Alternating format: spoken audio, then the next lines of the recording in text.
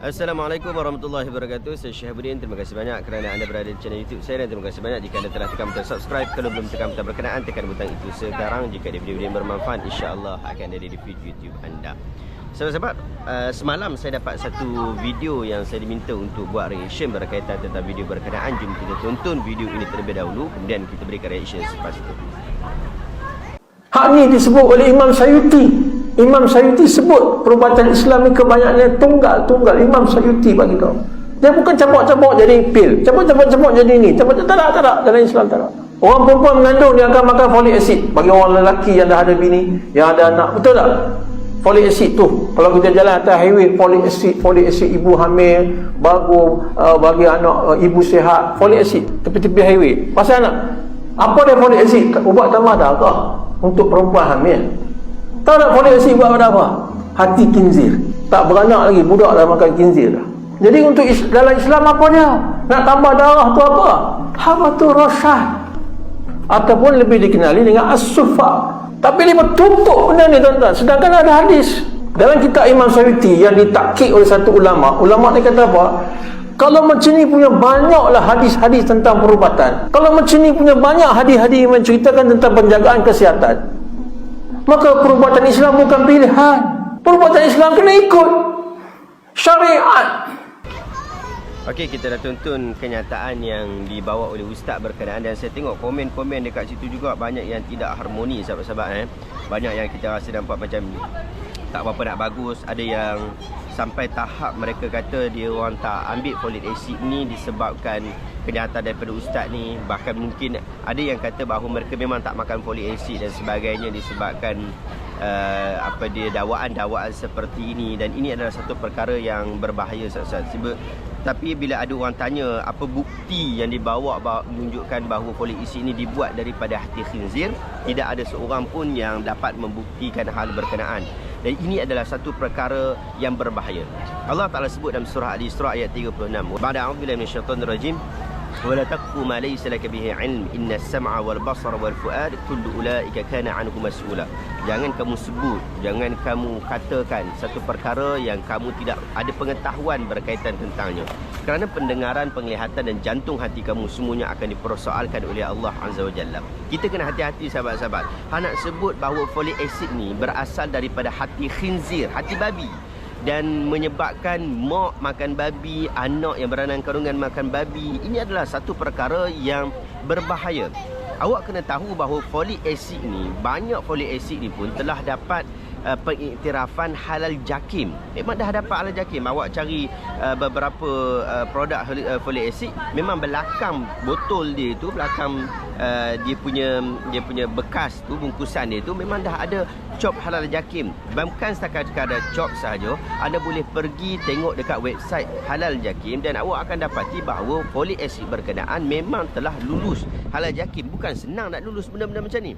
Jadi kalau ustaz nak sebut bahawa ia berasal daripada satu barang yang haram, ustaz perlu buat semakkan terlebih dahulu. Jangan main sebut macam tu saja. Datangkan bukti dahulu. Sebab orang yang makan folic acid ni, dia bukan main makan saja. Bukan kita rasa macam hari ni nak makan folic acid kita makan saja. Tak, bukan. Dia makan atas ada keperluan.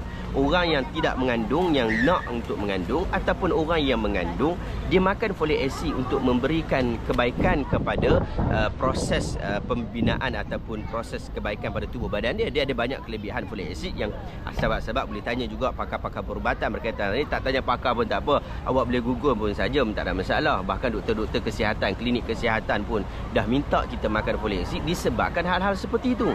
Kalau ustaz nak pergi kata jangan makan folic acid, pergi cari habatul rasydan atau habatul rasyad dan sebagainya, ini adalah satu perkara yang saya nampak ada masalah, ada kepentingan peribadi. Saya tidak mengatakan kepada ustaz secara khusus, tetapi kita kata daripada sudut orang umum, orang awam, telah menyebabkan mungkin mereka akan mempertikaikan jakim. Pasal apa jakim boleh bagi status halal kepada syarikat-syarikat seperti Appleton yang keluarkan folic acid dan sebagainya, sebab dalam tu ada kononnya dikatakan bahawa hati khinzir. Masalah kita sekarang ni, tak ada satu bukti pun yang ia datang daripada hati khinzir. Tak ada bukti pun. Kita minta bukti, tak ada orang pun boleh buktikan. Kalau sahabat-sahabat yang menonton ni, dia boleh buktikan bahawa folic acid yang ada dekat pasaran kita hari ni berasal daripada hati khinzir, maklumkan saya. Setahu saya dah buat, saya makan secara umum, dan kita dapati tidak ada unsur berkenaan. Kita tidak ada unsur. Walaupun kita tahu hati khinzir ni dia ada kelebihan dan manfaat dia yang digunakan daripada sudut perubatan dan sekian-sekian, tetapi itu daripada sudut hati khinzir. Tapi kalau hang nak pergi kata dia ada di dalam folic acid, itu adalah isu yang berbeza. Awak kena pastikan dulu. Kesian dekat masyarakat yang tak tahu. Kesian dekat ibu-ibu yang mengandung. Hang orang lelaki, hang tak mengandung, hang tak apa lah. Tapi kesianlah dekat orang perempuan yang mengandung tu. Kena hari ni kes anak cacat dan sebagainya. Antara sebab-sebab berkenaan, adapun anak yang mempunyai masalah apabila dilahirkan ataupun ketika mengandung lagi, antara ubat ataupun antara penyelesaian yang difikirkan oleh pakar adalah dengan folic acid. Sebab tu kalau kita pergi klinik-klinik kesihatan, kita akan dapati mereka memberikan kewajipan kepada ibu-ibu mengandung untuk makan folic acid, dan ia sangat-sangat penting sahabat-sahabat. Dan saya sendiri, anak saya 5 orang, kita dapati bahawa folic acid ni memang ada kesan yang cukup penting di dalam kelahiran anak dan seumpama dengannya. So, hati-hati sahabat-sahabat, jangan main suka kata macam tu saja. Kita kena tahu, bila kita sebut tentang perubatan Islam, dia bukanlah terlalu kecil sehingga awak ingat perubatan Islam tu sekadar minyak habatus sauda, awak sekadar sebut tentang air zam-zam ke, ataupun dengan kurma ke, ataupun dengan daun sidir dan seumpama dengannya. Tidak begitu. Ia berkembang dengan perkembangan zaman dan perkembangan teknologi. Di zaman Andalus, di zaman umat Islam berkembang dan dianggap sebagai tamadun yang tinggi, pada ketika itu orang menggunakan kemajuan teknologi perubatan dan kita dirujuk dalam isu berkenaan. Tetapi kalaulah awak masih lagi menganggap perubatan Islam itu sekadar habatus sauda, habatul rasyad dan seumpama dengannya, ataupun daun sidir dan seumpama dengannya, ia akan menjumutkan sektor perubatan Islam. Dan kalau kita tanya siapakah tokoh-tokoh perubatan Islam, kita akan dapati mereka ini. Contoh orang kata Ibn Sina, tokoh perubatan Islam. Ibn Sina itu berada dalam fasa teknologi yang cukup padu di dalam bahagian perubatan. Dia bukan sekadar main ambil habatus sauda buat macam tu saja. Bahkan ketika zaman Nabi SAW, ada seorang lelaki bernama Al-Harith bin Kaladah, ataupun orang putih sebut dia Kaladia. Dia ni bukan Islam, tapi apabila Nabi SAW dapati ada sahabat Nabi yang sakit, akan diminta untuk bertemu dengan Al-Harith bin Kaladah untuk dapatkan rawatan.